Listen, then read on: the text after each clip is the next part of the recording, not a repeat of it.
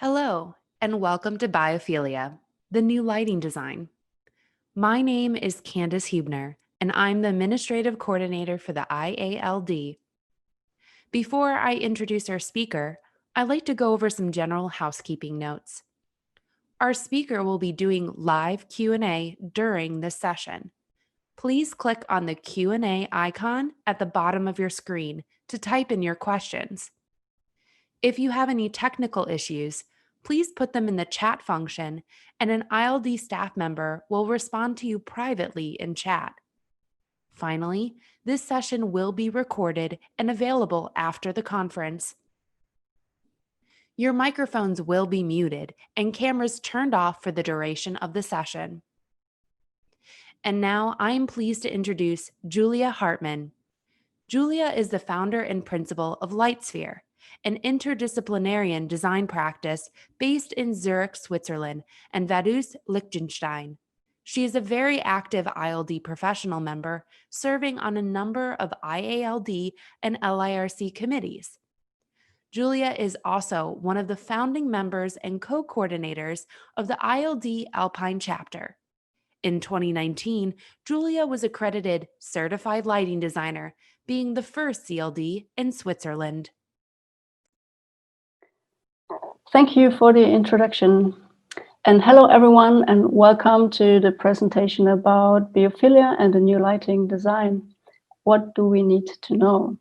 Let's have a look at the agenda for today's presentation. We will look into the meaning of biophilia and related definitions. We will take a closer look into the link between biophilia and sustainable labels in architecture. The holistic design process that is relevant, we will also check that out. And we also have to take a look into the perception of humans versus plants for a better understanding of the topic. And what are the right tools and the language to use for this application. And finally, we will take a look behind the scenes on a project that is realized and that applied kind of the described details and structures that you are listening to today. As mentioned, all the information that you find in the provided presentation are based on the project Zurich Innovation Center and the scientific research paper you see here provided that I published together with my co-authors, Karolina Zielinska and Carla Sigillo. With the shared link, you will get to the paper. And if you want to read it more in detail, you can download it for free. And due to time limitations today, I can just take out some topics of it to give you some insights. So as most of you or all of you have maybe mentioned or seen that there might be a trend in architecture, nature is getting more space again, and it's incorporated in the design process. In line with sustainable concept, social media and magazines are increasingly filled with these kind of images that you see here, and terms such as green architecture, biophilic design circulate. More and more interior spaces are equipped with vertical green walls and ornamental plant structure. Means at some point, we as lighting designers also have to think about and care of it as well in the design process. But how we should do that, or how this is going to happen. Let us first clarify some definitions that are linked to this trend. Biophilia is actually a hypothesis suggesting that humans possess an innate tendency to seek connections with nature and other life forms. On the other hand, the biophilic design is mostly used in this context is actually a sustainable design strategy that uses natural materials, reconnecting people with the natural environment. And then we have the green architecture topic that decreases the environmental impact of buildings, but does not actually directly address human reconnection to nature. And the trend actually is not so new. Edward O. Wilson already introduced and popularized the hypothesis in his book Biophilia back in 1984. If you look at some statistics about projects realized with the biophilic hypothesis on a global scale since 1984, we see just a little reaction until 2005. The first reaction that is really kind of, let's say, visible is happening between 2005 and 2010, most probably related to the introduction of sustainable labels in the built environment, and also the shift of the mindset towards sustainable life concepts.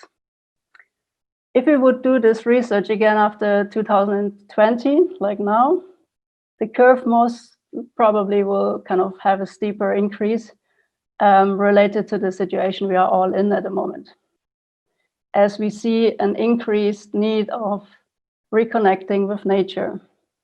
Depending on where in the world you're practicing, actually, you might be familiar with one or the other of those labels that you see here, or you maybe already have applied them to your projects. They not only take energy efficiency into account, as you know, they also focus on detailed sectors. Overall, the aim is to enhance the quality of space and to address the sectors as a sum to the project. Not surprisingly, architects and designers started using ornamental plants as they actually apply a multiple of these sectors into the project. Scientific research has proven that ornamental plants can boost quality of interior spaces. They, for example, clean and moisture the air by filtering particles. They produce oxygen and also work as acoustic absorbers. And if you are surrounded by ornamental plants or having the chance for a view into nature from your workplace, your performance, creativity, and productivity increases on overall. People in such kind of environments are more happier and healthier. So now we know what great value ornamental plants can have to a project or bring to us. So what we designers can do that plants thrive healthily indoors? Actually, an interdisciplinary collaboration with all involved specialists is a key for the success of a project in long term. I call it the collaboration cycle, because you have to collaborate with the architect, defining appropriate daylight openings related to the location of ornamental plants. You really have to sensitize the architect for the interdisciplinary collaboration with the specialists involved, as the architect is the lead designer of the entire building. You also should collaborate with the landscape architect or the botanist that is involved in the project on the selection of plants to understand which species they selected and what light exposure they need. The building physics guys play also a very key role as they define the ventilation, the room temperature, a transmission of glazing, and all those aspects plants react really sensitive to. So actually a compromise is necessary to find between heat load on one side and a transmission of wavelengths through the glazing on the other side. You also need to talk to the system integrator, not only for the light controls. Also, it's relevant to take controls of the blinds into account and that this is balanced with your design in general. Otherwise, the sun gets out, the plants are about to get some daylight, and then the sensor acts on shutting down the blinds, and all your previous work just vanishes and is for granted. The client also has to decide on if they want to have flowers, what kind of appearance they expect to get, and they need to think about maintenance and kind of the care plan, and maybe have to hire someone to take care of it, of the entire structure. And last but not least, we, the lighting designers, we have to define kind of the appropriate action spectrum according to the plant type so they can get enough light. We have to define the duration of the artificial light that is applied and the exposure of light to the plants. We also have to define the position and the types of fixtures related to the plant structure. And of course, analyze the daylight impact, balance with the artificial light impact. And of course, overall, this is a kind of really collaboration cycle with a lot of communication between the specialists necessary, that really everybody understands the complexity and kind of the links of the actions each individual planner is doing in a project. So next to sufficient water and nutrition, applying the right light to ornamental plants is key, but what is the right light? That's the question.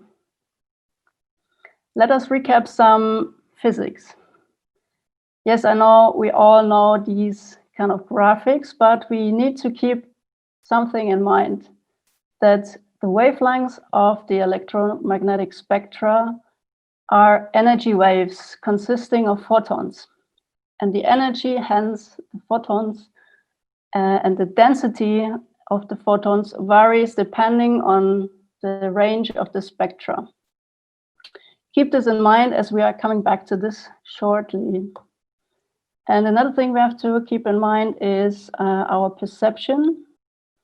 We humans perceive light between 400 and 700 nanometers, and our eyes have a peak in the sensitivity around the green area of 555 nanometers.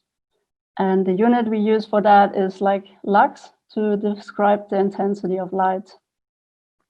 If you look at the perception of the plants, they perceive light different than humans, and the perception range for the photosynthesis is also between 400 and 700 nanometers, and is called the PAR, the photosynthetically active radiation. But compared to our peak perception, it is weighted equally in all parts of the spectrum. And PAR is not a unit to measure. Botanists use it just to describe the action spectra in which plants perform the photosynthesis. But next to photosynthesis, plants react on way more photon energy of light. And in terms of lighting design, looking into the relative action spectrum of light, this becomes interesting, as this is expressed in ppfd, which is called the photosynthetic photon flux density. And there again, the photons are described because this is the light energy, and this is relevant to understand. ppfd expresses how many photons occur per second per square meter, and is specified in micromoles per square meter per second. And what is noticeable here is that the spectral range of the plants is larger than our visible spectra.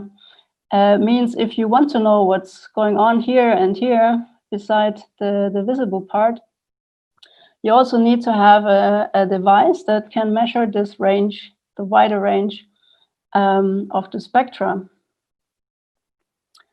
And about some general effects that we already know, that this light photon energy is acting on plants, is that, for example, the near UVA part strengthens the immune system and the pigmentation of plants. The blue peak at around 450 nanometers promotes growth in general, and the red part around 650 nanometers promotes root formation, like the solid growth of the roots. And the near infrared part, basically here, is important for the cell regeneration and the flowering formation. And as you can see in the graph already, the human perception and the plant perception is not synchronized.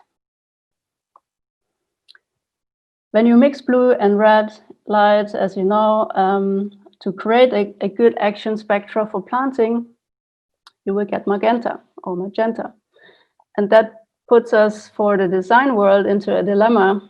because the dilemma is our perception and aesthetical demand. The magenta-ish light used in greenhouses for horticulture producing food or flowers works pretty well, but it can't be applied one-to-one into architectural applications. So we have to satisfy both worlds, the plant growth and the photosynthesis on one side, as well as our aesthetical perception. We also have to speak the right language and to use the right tools when we talk about plants and ornamental plants in architecture. For plants, the photon radiation of light is decisive, and this is not to define in lux or lumen, but it's defined in photon radiation for the photosynthetic photon flux density, called ppfd. Means, in other words, you cannot assess the quality of the light for plants with a lux meter. You need to use a quantum meter that can identify the photon radiation in ppfd, ideal in a wider range, like 300 to 800 nanometers, that you also get the edges of the spectrum to see what really the light photon intensity is doing there. Some clarification on units, additional to the PAR and the ppfd we just talked about. There's another one called DLI, the daily light integral, that is something you should keep in mind as well. It basically tells you how much daylight is delivered in the area linked to weather and seasons. That you can also link to meteorological data and to the original place of the environment the plants come from. So far, so good for some theory. Let's talk about some design application. Back in 2015, Givaudan, a global player for fragrance and flavor production and research, wanted to extend the existing research plot they have in Switzerland with a new innovation center. And Givaudan demands something new and innovative for the staff and the clients, and also to have something they could be proud of and stand out of the crowd with the new innovation center. And that's actually why the concept of the architects, Bauart architects, won the concept competition. Not only, but also because of everybody wanted to see the 12-meter columns that you see here in the rendering. They wanted to see them come alive and really want to have them in real. And the briefing for the columns to the design team, they were as follows. The client said, please provide us with a great variation of plant species to promote our kind of global range we are working at, and that those plants cover the base structure of the 12 meters columns in a density like a jungle. And all technical elements that are necessary, they need to be visible. And the plants you use, they should not create any fragrance, as the sensitive nose of the flavor scientists should not be distracted on their daily basis in the work they are doing. So we took that and tried to apply it to the design concept. So first look was with the architects onto the plans. In the bottom here, we see the floor plan with the existing building in gray. And the extension of the buildings created, like these two buildings, they created an atrium kind of containing 7 of the 12-meter high or tall plant columns. And as you can see in the section on the top, the architects already designed huge or big skylights. And we did the daylight calculation with the building physics, but the result was that the daylight is not enough to provide the bottom parts with enough daylight here. So it means we need artificial light to support the entire area and that the plants can grow properly on the columns. Beside that, the landscape architect provided us with the selection of plant types they wanted to use for the columns, and they themselves did a stress test with a great variation of plant types under very difficult conditions with lack of water, lack of daylight, to just name a few on that. And the final selection of the plants that perform best, you're seeing on the right, those 4 types. And the tests they run to test the plants under these stress conditions were around 6 months to really see the effect on the plants reacting to the environment.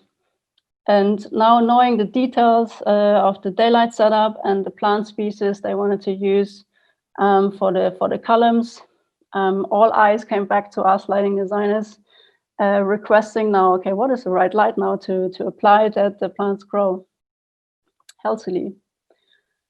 So we've actually read tons of literature and talked to botanists and plant specialists, and in general with a really similar outcome at the end.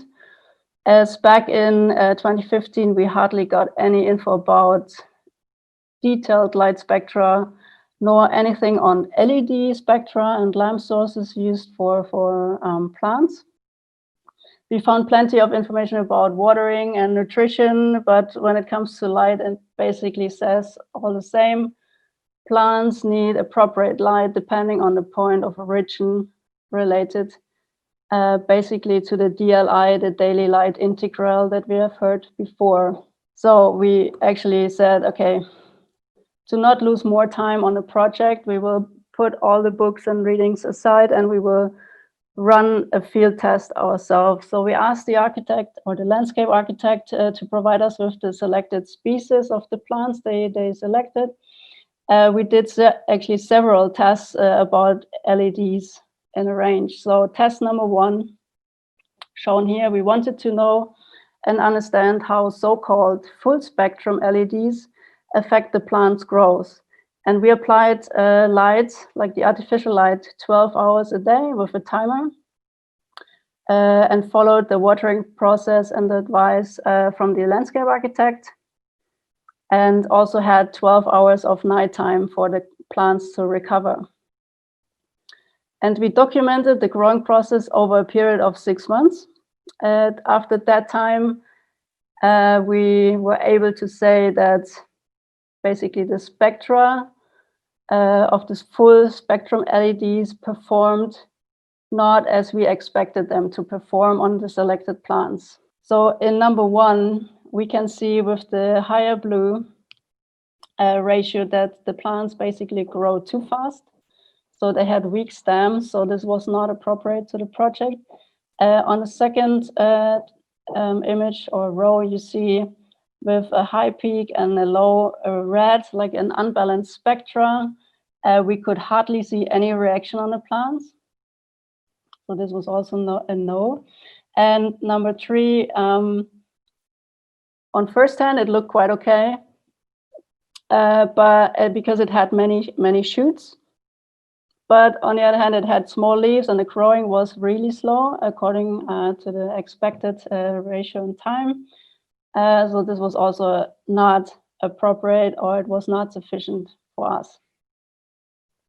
And if you want to do kind of a test like this, you have to at least consider 3 months for the test period, as the plants need some time to react and adapt to the environment before they show any reaction. So as the first test was not kind of what we expected to get, we did another test and we examined default LEDs with white light that is commonly used in architecture like 2700K, 3000K, and 4000K to check how the effect of the growing is performed and the photon flux density is applied or is kind of reacting and what we can measure out of it. So first check on the visual appearance gives you already like a preference from the human perspective. So if you look at the spectra, the tendons, you might have a tendance and preference, and most likely be at the 4000 K. But what is relevant when we talk about plants and the PPFD, like the photon flux density values, they are really like necessary to take a closer look into, because if you check the PPFD ratio, you will see that basically this one is, in terms of PPFD, performing better than what your preference was before on a visual appearance. But also this test was not yet satisfactory for us, as kind of the entire energy level those lights provide is kind of not what we want, and it's not efficient. So we did another test with actually, to improve the action spectra, we used a 10-channel LED containing default white LEDs and single wavelengths from horticulture LEDs, to just see how close we can get to this relative performance for the active spectrum of plants' growth. And we compared our tuned kind of spectra with available spectra of single LED sources on the market to define the best LED source for the luminaires that we had to design.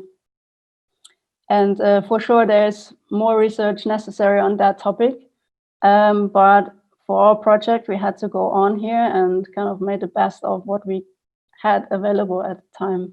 So how to create a luminaire that is not visible at a column, as the request from the client was. Basically, we asked nature, and we came up with the first trial on a helix concept, similar to the growing structure of plants to mimic nature.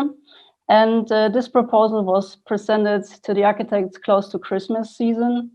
And for them, it was too close to the recent Christmas decoration they were surrounded by. So in the end, they asked us, okay, for a more singular structure by still keeping this helix idea.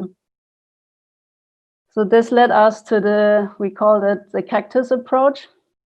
And the architects asked us really quick for a prototype to test it on site. So as you can see on the right, the mock-up had been placed in the cafeteria space at Givaudan for some weeks, and the staff of Givaudan passed by every day, and they really clearly provided feedback on it. They just didn't like it at all. Too spiky and too big and too bulky and too techy. So for us, that was kind of the meaning back to field one and restart the design thinking. So, okay, we took all the feedback, carefully considered, redesigned, came up with a new proposal. And the basic, the core idea was, okay, how to minimize the size of the head and still apply enough photon energy to the plants, still have enough light to apply that to the plant surface. And after we presented this approach and got approval, we teamed up with a product designer helping us to create a second prototype. And this is how it looked in the end. With a simple system to attach the luminaire to the column, as you see on the right, maintenance could be easily performed. And the multiple head system with the tiltable heads provided flexibility to arrange the light distribution according to the lamp position or the light position. And the luminaire perfectly camouflages with the plant structure and does not appear as a foreign body. And this is the look into the final project application before the handover to the client. And as we still have some time left, I would like to invite you for a tiny virtual tour to the project. That's like a 60-second video without sound, where you can walk through the atrium yourself, taking a look to the columns and the stairs, the reading and cafeteria area, as you see here.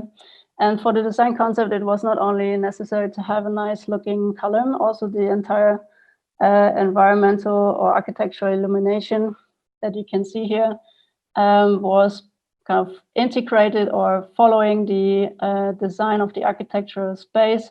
We also applied tunable white to the fixtures, that they could use the space also for events, and it's daylight mimicking, that they have the right light for the right time of the day. So your takeouts for today's presentation are the following. If you consider or think about illumination for ornamental plants indoors, remember it's a complex and interdisciplinary topic, and you should follow the collaboration cycle with the team. And the precise and preliminary clarification of the purpose and the type of the plants is really required and necessary. And don't forget that horticulture lighting for greenhouses cannot be applied one-on-one to architecture with a biophilia lighting concept for ornamental plants. Use the right language and the right parameters, and instead of saying lux and lumens, talk about PAR, PPFD, and DLI. And whenever possible, do a mock-up and test the plants that you want to use with the spectrum that you want to use, and consider to have a 3 months period minimum to do the application of the test. And don't use lux meter to qualify and to quantify the quality of light. Use a quantum meter with a spectrum range that is greater than the visible range.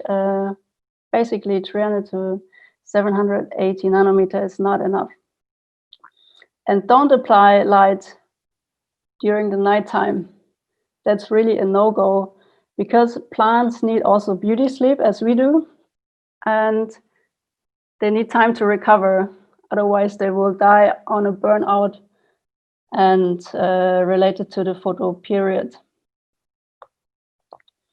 Having said that, it's time for Q&A, and I leave you with the final advice, and would like to thank you all for your time and your interest and attention. Okay, unfortunately, we do not have time for Q&A, but if you have any questions, please email julia@hartman@lightsphere.ch.